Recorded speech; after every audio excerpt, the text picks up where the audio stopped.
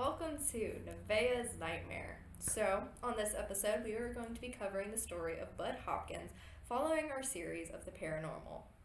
At 3 a.m. in the morning on January 12, 1975, George Obarski locked up his liquor store in North Bergen, New Jersey, and began his ride home. He drove down the road as he noticed a light trailing behind his car. The light got closer and closer and passed right over George's vehicle and landed in a field close to him. George stopped and got out, and what he saw was a strange craft in the field, and as he watched, three little men got out of the craft wearing what he described as snowsuits. He watched as the little men proceeded to dig in the dirt almost as if they were looking for something, and just as quickly as they were digging, they were heading back into the craft. George watched dumbfounded as the craft then took off into the sky. A few days later, George was talking to his friend about what he had witnessed. That friend was an artist who lived in New York City named Bud Hopkins. Hearing George's story, he was greatly intrigued and he decided to start doing some research of his own about these encounters. His research would take Bud on a strange and terrifying journey that introduces him to the world of the Greys. Bud became interested on the subject of UFOs after having his own sighting in 1964. Until he heard George's story, Bud had never heard of anything regarding UFO occupants.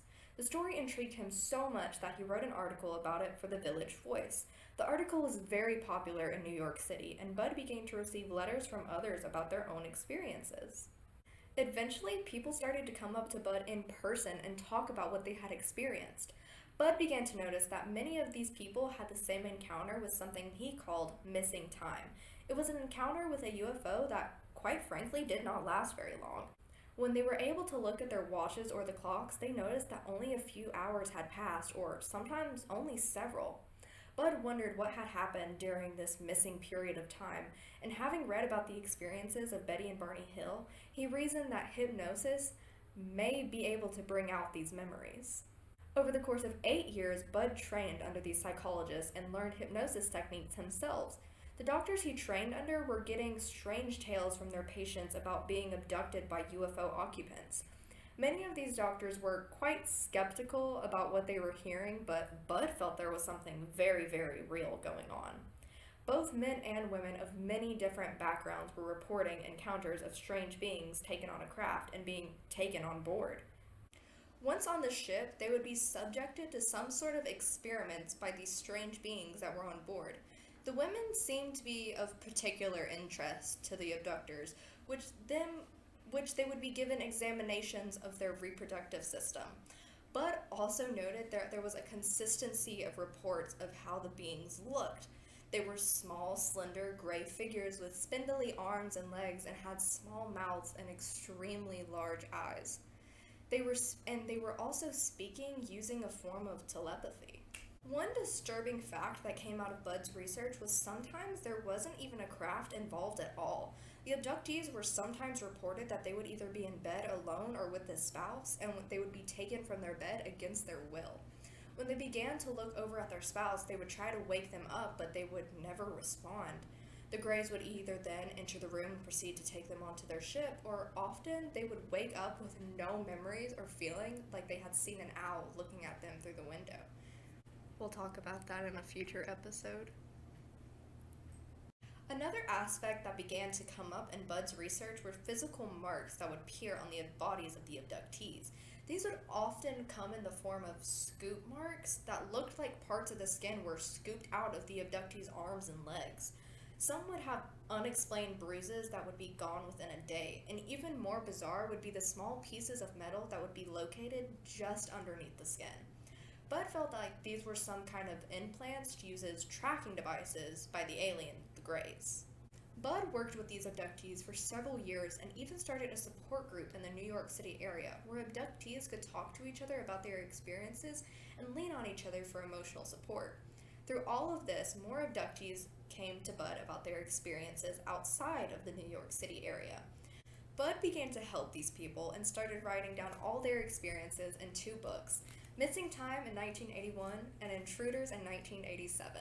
He was also instrumental in helping Whitley Strieber with his experiences, which led to the writing of Communion.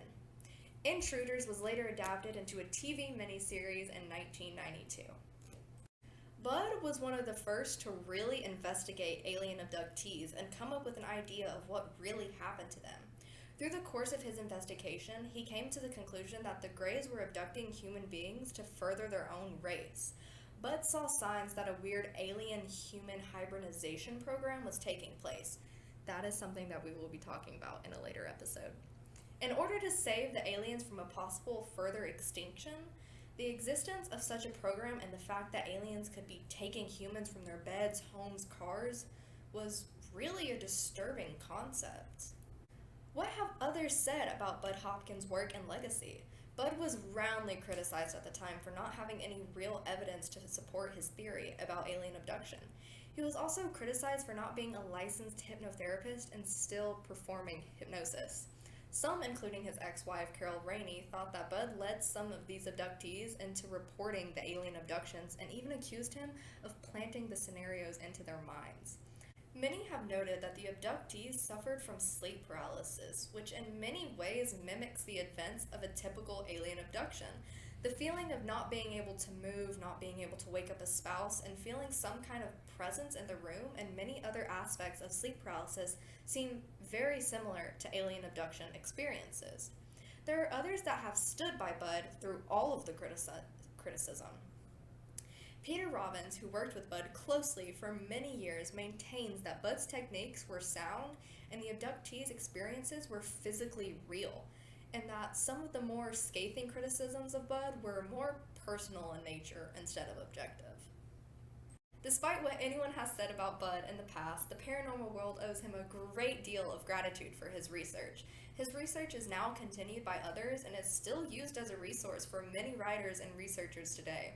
Bud Hopkins has also helped bring in the modern era of the Greys, which is now a meme that is persisted into the present day and which is really a pervasive aspect of popular culture.